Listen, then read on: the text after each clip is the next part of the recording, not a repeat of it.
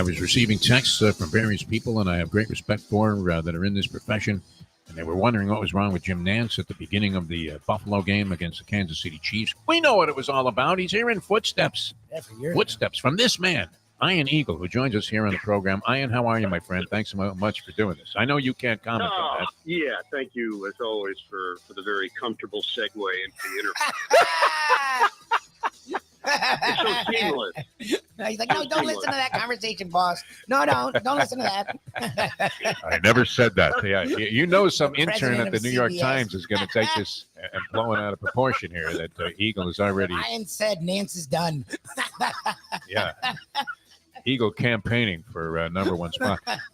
Well, in our hearts, you're number one, and now Noah Eagle. My God, I mean, this kid. Your son's great. Is he on the biggest meteoric rise you've ever seen in the industry, Ian? I mean, you may be hearing footsteps. Well, you guys have the same voice. You know that? Like, every time he's on, I'm like, Ian's on NBC now? What the fuck? I'm like, when did Ian... Oh, it must be his son. I mean, he does such a great job. Yeah, and all I can think when he's on is, I used to clean your poop. That's great. Yeah, that is one way to look at it. That's for sure. Oh my God, that's great. The time. Wake up with Defo, joined by Lubie. Welcome to the Defo Show. Hi, good morning, everybody. Great to be with you here at the Defo Show. Jeff DeForest, Michael Lubie. Lubitz, our pre-Super Bowl special here, and going to deviate a little bit from the norm, but we had a couple of things lined up that fell through. John Congemi, unfortunately, under the weather today. He was going to join us for the Pigskin Playbook, and it would have been great to get some astute inside analysis there from one John Congemi, who's very good at these sort of breakdowns, which I don't know, are we about to have a nervous breakdown here, Lubie? We don't know what to say about this game. We really don't. Well, we've been, kind of perusing the, periphery of trying to make a pick here, and I'm going with the Chiefs. I'm going to stick with it. I don't feel very comfortable with that. I've been hearing that line a lot during this medical adventure that I'm on. You may feel a little bit of discomfort. And like, what are you talking about? A little bit of discomfort. Why do you have a meat cleaver in your hand? They're always jabbing you and poking you. Every doctor's got a different opinion, too. It's kind of crazy. Much like people do on the Super Bowl. It's funny. I haven't run into anybody that's overwhelmingly convinced. I believe our good friend Sheldon G. might have made, right as soon as the matchup was set, I think he made a substantial wager on the San Francisco 49ers. Now, he was all in on the 49ers in a couple of previous games, including the Detroit game, laying 7 points, which turned out to be a rather unfortunate position to take. But and it was a backdoor cover. Is there anything worse than getting beat on a backdoor cover on a giant wage? I can't even fathom what it's like. I guess it's all proportionate to the amount of money you have, and that you are capable of, going ahead and risking without risking your life at the same time.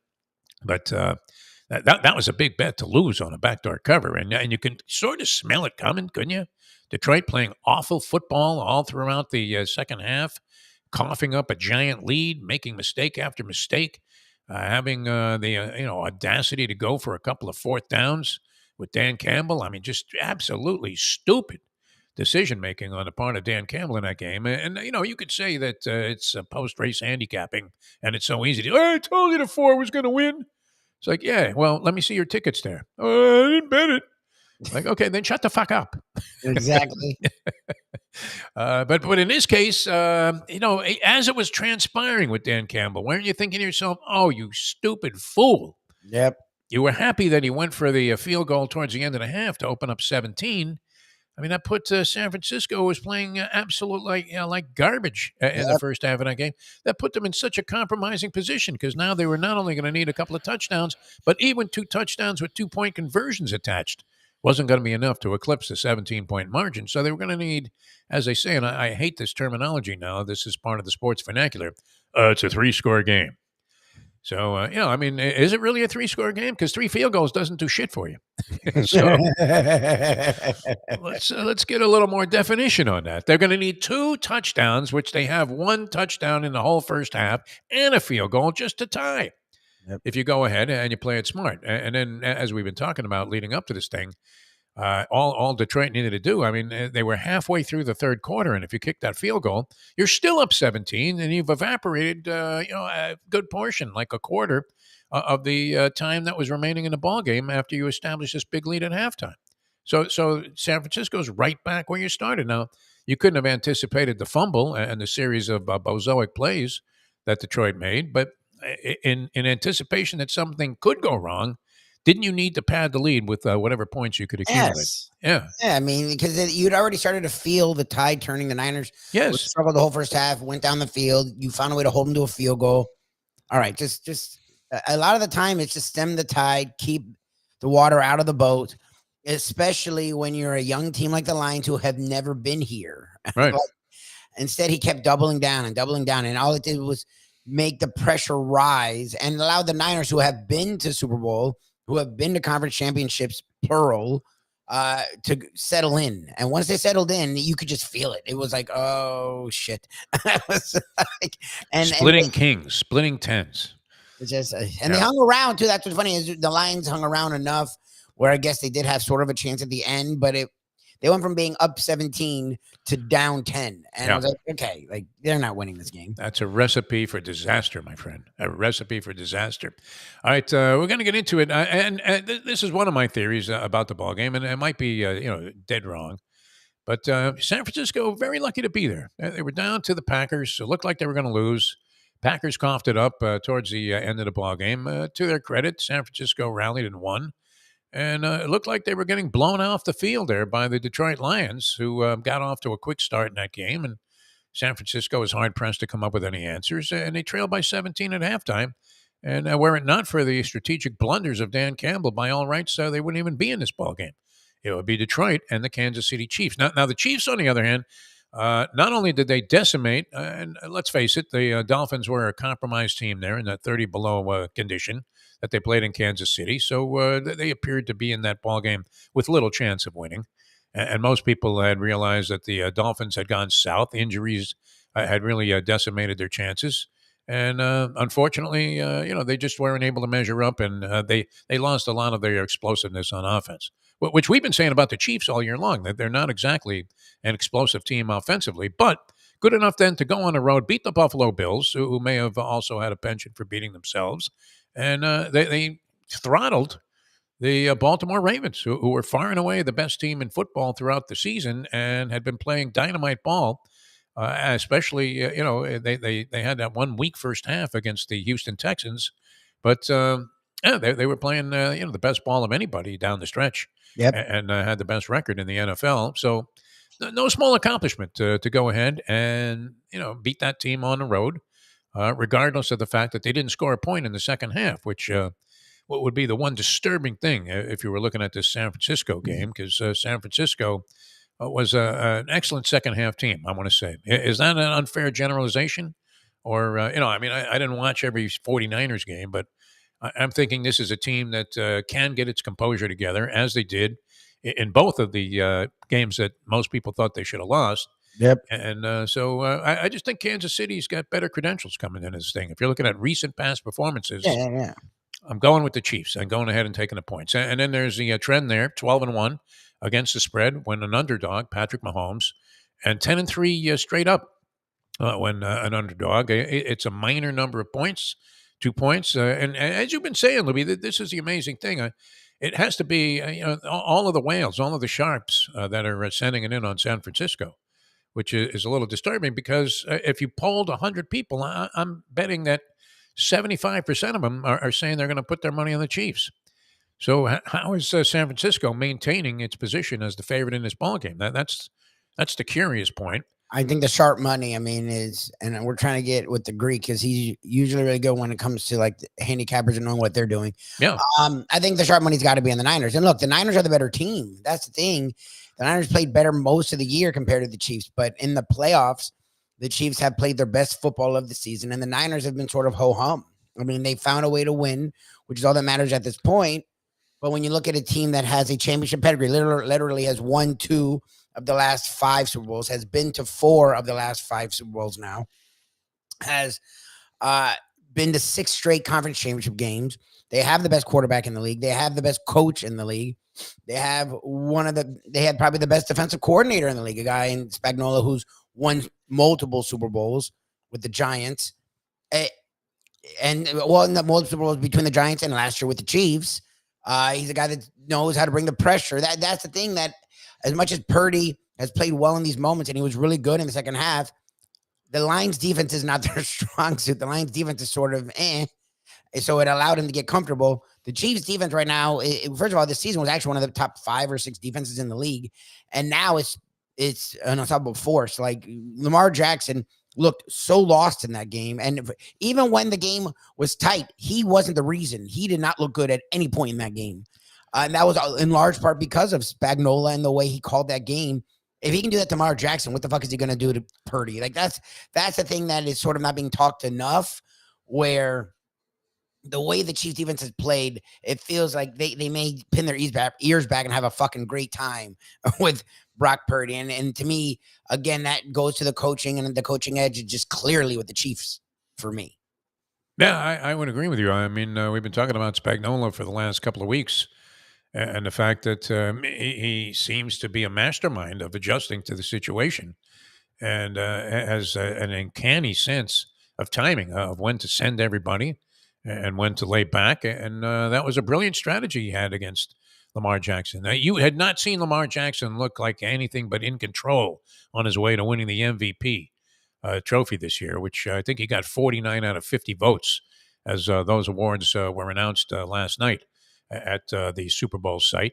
And Spagnuolo rendered him to be completely useless in that ball game. In fact, he was a detriment to Baltimore's chances of winning the game. All right, joining us right now, talk about a guy that can track. He can smell the trail of money, and that's what I love about this man's position on handicapping, and a great American as well. Had a chance maybe to cash a big ticket. So even though he was at the time saying that he thought the Chiefs would beat the Ravens, we respect the fact that he had the Ravens at 18-1 before the season to win the Super Bowl. That was unfortunate. We welcome the Greek to the program. Greek, how are you, my friend? I'm doing good, buddy. Happy you guys doing? Happy Super Bowl weekend. Yes. What's going on? Good morning, my friend. Everything's good. I mean, we're trying to convince ourselves that we feel comfortable taking the Chiefs and the points. Everybody's pointing to the Mahomes record as an underdog, 12-1. You see it 11-1-1 in some places, but nonetheless substantially on the upside with just a one loss. And if you had parlayed your money on Mahomes over the last, several times that he's been in this situation, this circumstance as being an underdog, you'd be, a wealthy person today. What's your feeling? I mean, and maybe you could explain this better than anybody, because you always follow these sort of things. How is it that if you talk to 100 people, 80 of them or 75 of them would say they like the Chiefs in this game? How is it that San Francisco has maintained its favorite status when it seems like everybody and their girlfriend is betting the Kansas City Chiefs to win it? Well, you notice, like most people do it with sports betting, it is based on the amount of money. Yeah. The huge bettors are betting on the Niners. I think this is the year that we're going to look back and say, wow, can you believe that Mahomes and the Chiefs are underdogs 3 weeks in a row and covered? Yep. I told you guys a couple of weeks ago, I thought the Buffalo game should have been a pick, and they were getting 2. I thought the Raven game should have been maybe 2, and it was 5, 4.5, 5. And I thought if this matchup came out, I thought this was going to be Chiefs 3, and I would have to buy down a point. So I look at life as streaks. Same thing with the Dolphins. They're 3-0. Even if you bet the Chiefs and you lose, you're still up if you've had them. But I can't see. There's certain things that I find odd. It could be the biggest suck-in the world. Could be. But I can't see, Mahomes with his experience and Andy Reid and Brock Purdy for the first time, who had to get off an apple on the Boca Mall to play in this game. And I know he's got a lot of appearances after the Super Bowl to be a Lee Harvey Oswald, they tell me it looks like. Yeah. I can't see it. I just can't. And the Niners, again, have not played well in the playoffs. They didn't cover both times. Both games they should have lost. They're losing to Green Bay 21-14 going to fourth. They're down by Detroit. If Detroit and Green Bay played better in the fourth quarter, over. San Fran wouldn't even be here. Yeah. I mean, they're really. I think they're a good team. I think they're a great organization. A lot more hype than what they achieved. Shanahan and Lynch. They messed up the whole thing with Trey Lance and lost a bunch of picks, and they're still on their feet, which is great. But I don't know. Like I said, unless Mahomes has a day like iHeart Management has, I see them losing. I really can't. I can't. I mean, I'd be shocked. And Mahomes, when he gets blown out, I mean, he doesn't get blown out. That's another thing. Yeah. So even if there's 3 minutes left and he's down by 13, he's got a shot. Mm. I take the points. I wouldn't take the money line because a lot of my friends, the money line, screw the money line. You don't want the, say the Niners win 34-33 or something like that. You want the points. Bet a little extra if you want the juice. I think a lot of bettors this year and last year and the year before are really messing themselves up with all these prop bets they bet. Because everybody likes the odds. And they bet so many prop bets and they're betting against each other, betting sideways, they're betting things, and you just hear the odds. You're like, wow, if I put that. Remember with prop bets and any bet, it's got to win. The only good bet is a bet that wins. I love bettors who say to me, I was on the right side. No, you aren't. You lost. Yeah, exactly. The girl I married, she was nice, didn't work out. Well, no, she wasn't the right girl because you got divorced. Exactly. Yeah. I mean, that's the end of the day. I mean, and that's what I'm around bettors all the time. They said to me even last night, I'm watching the game. My buddy with the Knicks and the Mavericks, the Knicks are out. He goes, oh, they're hot. The Rain, Mavericks. I'm on the right side. I said, no, the Mavericks blew them out. Yep. You're not on the right side. And the same thing with prop bets. The younger generation loves these. The odds, the boom, 8-1, 9-1. It's 0-0 if you don't win. I mean, there's a couple prop bets that I like that I would put out there. I would put a parlay together, and you're not betting against yourself in this one. I put Brock Purdy at over his 12.5 yards rushing and completions 20.5. Those two things I would put in a parlay. And again, you can protect yourself. You have the Chiefs. If you also like the Chiefs, you want to protect your bet, you can bet Brock Purdy or McCaffrey to win MVP because they're the only two going to make it if, he ends up, Niners end up winning. But I just like, it's like when Brady played. Like, how do you go against Brady? You know what I mean? And people and it's like, I don't know. I just feel people always think things are due, and sometimes they're not. I was at Hard Rock last week, 5:30 in the morning. I had to meet some guy who owed me money. So I walk in and these two guys on a business trip and they're playing roulette. Yeah. And the guy says to the other guy, it's like 11 in a row, black. Yes. It's due for red. I looked at both of them. I said, give me 300 on black. My girl goes, okay. That's great. We were talking about that earlier on our other show, Morning Briefing. You'll see that, a sea of red, and then the guy bets black. Yeah, and I looked at the guy and he goes, it was due. I said, bro, it ain't due. Every spin's different. Yes. I said, that's why this freaking casino, every time you walk in, like every casino's got something new because you guys are suckers. Yeah. It's not due. And then when it hits, you don't have enough money left, and that's it. You're out. But, I mean, I like the Chiefs with the two. I think the line is unusual. I really do. I mean, we'll look at this Sunday night and say, hey, it was a suck-in. But I think like 70, 80% of the money is on the Chiefs, but I think the big money's on the Niners. And I think it's a tough spot for Brock Purdy. I really do. Yeah. Coming in there, I like his over and completions because I think in the game they're going to try to set him up and get his confidence going. Little short things, Kittles and McCaffrey out of backfield and Samuel Debo. I think that'll happen. But I just don't see it. I got a buddy of mine. You'll love this. He's big better. So he bet the Chiefs and he's at Caesars yesterday.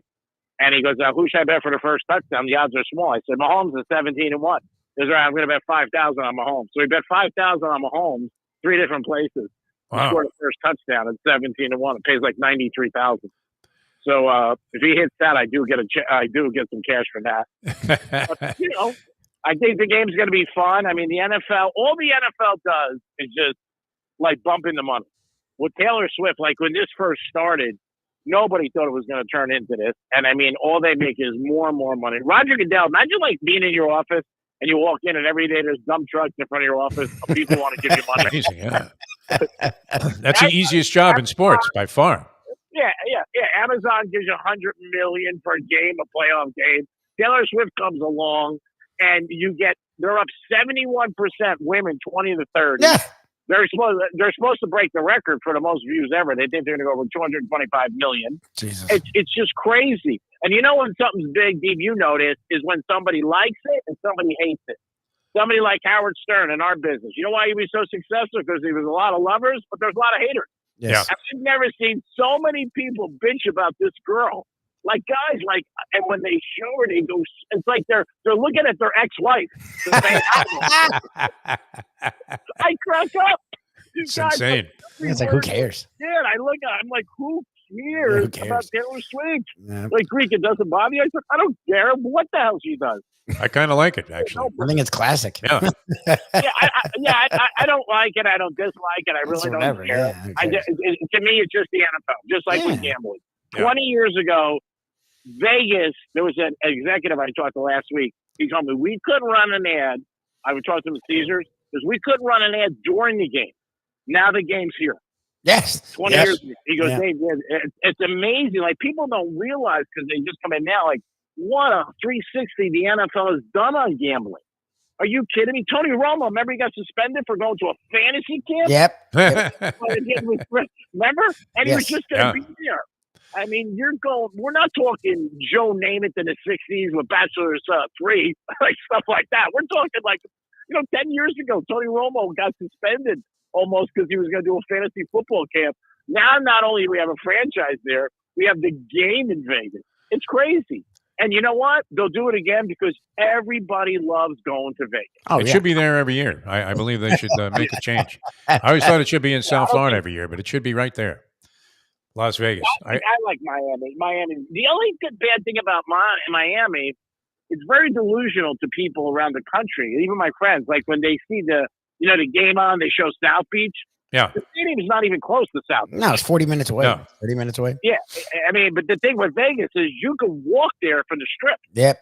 Yes. I mean, walk right over to that walkway. So that's where I think it's a little bit more, cool for the fans and everything like that. But when my friends come down there, a lot of them from New York, they're not familiar. They're like, man, South Beach is far.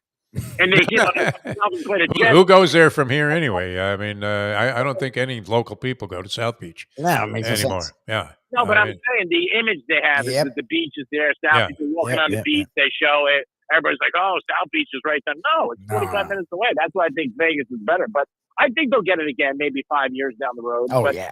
To me, it's just another marketing huge bonanza by the NFL. I mean, everything they do makes money. Yep. Whether it's the TV commercials, whether now it's gambling. I mean, I got girls coming up to me and people asking me stuff on games that I would have never. This lady in where I live, she came up to me. She was Greek. She was like 87 years old. She goes, I got the Hard Rock app. She goes, what do you like? I want to bet $20.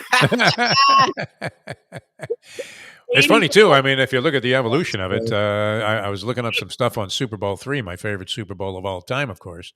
And, it was the last big game for the Jets, actually, 1969 Super Bowl. The commercials during the game were 50 dimes, 50,000. Now there's 7 million for a commercial during the game. And in the first couple of Super Bowls, I don't even think they were sellouts. Tickets face value. I think you could have bought tickets for $10 outside the stadium to get into Super Bowls 1 and 2, which took place here at the Orange Bowl in Miami, as did Super Bowl III. And now, I mean, that's the amazing thing to me. I mean, they must be selling these tickets to friends of yours, because who has $20,000 for 2 tickets to a ball game to sit in a nosebleed? Somebody does, because that's what the price is. I mean, the Wynn called me a month ago, offered me 2 seats, hotel, 5 days, go out there, all the parties for $30,000. Wow! I said to them, "Oh, can you make it 27 to 5?" And I'm like, oh no. I've lost it for Super Bowls. I really have. I've gone to 10. I have no urge. I'd rather hang out with my friends, smoke cigars, and bet the game. They're fun. I mean, to do it, but they're a little bit of a pain in the ass. I know it sounds very bratty to say that. No. I'm just being honest. No, we've said that. We don't even. We've been there and not gone to games just because it feels more work than enjoyment, from what anyone who goes tells you. Yeah. I mean, unless I was absolutely in love with the team, some fanatical fan. Yeah. No real desire to go. I've been to Super Bowls, but as Lubie said, we went to 12 straight Super Bowl sites, and we're more than happy to bail out before the ball game. Oh yeah, it's a little. You go back to '67. I do have something for you. They had, guess how many cameras were watching the game? I did the game on the '67. Just take a guess. 6. How many cameras? 6 cameras. They had 11. Okay. Sunday there's 175. I guess they'll be able to do Zapruder films on all of those replays that you get horrifying calls on. Yeah, 30-second ad was 42,000. Now it's 7 million. Yeah, You know what's really pretty shocking to me? How many people, and it's a huge number, how many people you think watch a Super Bowl in 67? Let me see. 30 million. 50. That's a lot. Yeah, well, Yeah. there was nothing else. Remember? Yeah. That many people didn't even have TVs back then, man. Yeah, that's what I'm saying. I mean, Yeah. 50 million is a lot of money. A lot of people. We got 120 this one. Yeah. But I just think, and the player share is amazing too. Each player gets 165,000 if you win. The losers end up getting like losers get 90 grand if they win. Not too And bad. then years ago, the Packers, that's what I lost at Gulfstream last month. They got 8,000 for winning. Which Paul Harning quickly took to the track, because that's where we used to run into that guy all the time. He was actually a very engaging character. All right, so none of these. I mean, you had a couple of prop bets. Are you looking at the over under on the anthem at all? We've been trying to research that. 90 and a half seconds. Reba McEntire, she has a track record for going under on these things. Does she not get caught up in the esteem of being in this Super Bowl spotlight and pull like an Aretha Franklin? I will never bet again. And it's one thing I said. I bet the coin toss years ago. And it sucks when the game doesn't even start, you're down. I bet a dime on a coin toss one year. I'm talking like 15 years ago, and I lost. I said, never again. Yeah. Why would I do that? I mean, it sucks because if you win, it's great. But if you lose, you're already down. And then the whole game. And that's what I try to tell my friends this week with prop bets. I'm like, dude, if you like a side, if you like the Niners or the Chiefs, you don't want to walk away from Sunday and have the right side and lose on prop bets. Yeah. Right. Or betting in game. Betting in game is another sickness that people all want to do. Line changes, but a lot of times you're betting against yourself. And I'm trying to give advice here with people like, if you like one side, just bet that. Screw the under over. The Super Bowl is the last game. Everybody bets bigger. They shouldn't, but they do. Just have fun. I mean, for me, it's the Chiefs plus the 2, and I would take the Chiefs first half plus a half. And that's it. Just sit back, smoke a cigar, and get a brunette. It sounds good, Greek. All right, well, we're gonna be with you on this one because we're both picking the Kansas City Chiefs, saying, "Hey, give me a couple of points and Patrick Mahomes."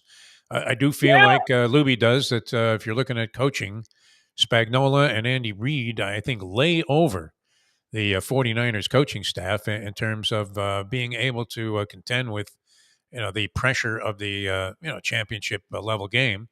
Shanahan's already choked a couple of times, and like you said, I mean, he was lucky to dodge bullets in the Packers and the Lions games. Whereas Andy Reid, if it wasn't for the fact that they were trying to kill this guy, who's already morbidly obese by featuring him eating a lot of fried foods in commercials, very clever in these spots, and seems to be the epitome of calm.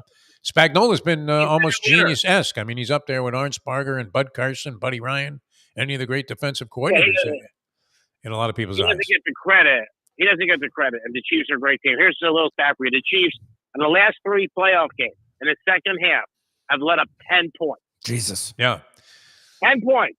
Dolphins shut them out. Bills and Ravens, 10 points in 6 quarters. They make a lot of great adjustments. He did it last year at Super Bowl. He was down by 10. All my friends were jumping off the ship. Oh, my God, take my bet. Chiefs win. 2019, when they played the Niners, they scored 21 points in the last 6 minutes of the game. I mean, they're a good team in the second half.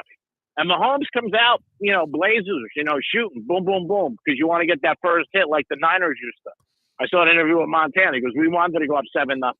Because you look up at the score, he goes, there's like 12 minutes left in the first quarter. You're like, wow, we're down 7-0. I mean, again, anything can happen. I think, all things being equal, I think the Chiefs win. I just do. And they don't have to cover.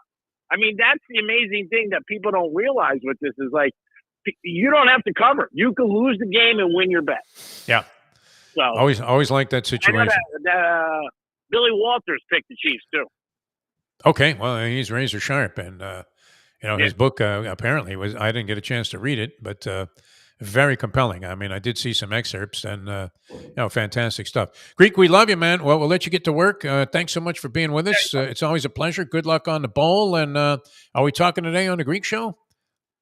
Yeah. If you got time, give us a call. 2:35. 2:35 it is. That'll be post time. Oh, okay, we'll do that for All sure. right, don't fall asleep in the afternoon like you do sometimes. It's been a bit of a struggle here, of late, but only 10 more days to go on this shit, and then I should be okay. All right, Greek, we love you, man. Thanks so much for being with us, my friend. Be good, Lubie. Peace. Love you, Greg. Thanks. All right, see you later. All right, there you have it, as Gordon Soley would say. Chiefs, and Chiefs, all three of us on the same side. So go ahead and bet the 49ers with confidence. And you'll have yourself a nice day. Laying a couple of points. All right, we will see you later on. Mike Mayo's Lunchbox. I'm going to have to scratch from the traveling. I did some yesterday, Lubie, and it only exacerbated the situation. I think I'm feeling pain in more places than I was when I set out yesterday, which I thought there was a little bit of relief. So I'll join you guys remotely for at least a period of time. And of course, it's always a good time being there. And I hate to abdicate the possibility of getting down there because Mayo gives me 2 free racing forms today and tomorrow, which would hope to make use of. But right now, a little bit prohibitive. So I'll see you then. And of course, the boys will have a full-blown effort there from the track. Always a lot of fun. Is Tony coming out there, Segredo? I think so. Okay. All right. That sounds good.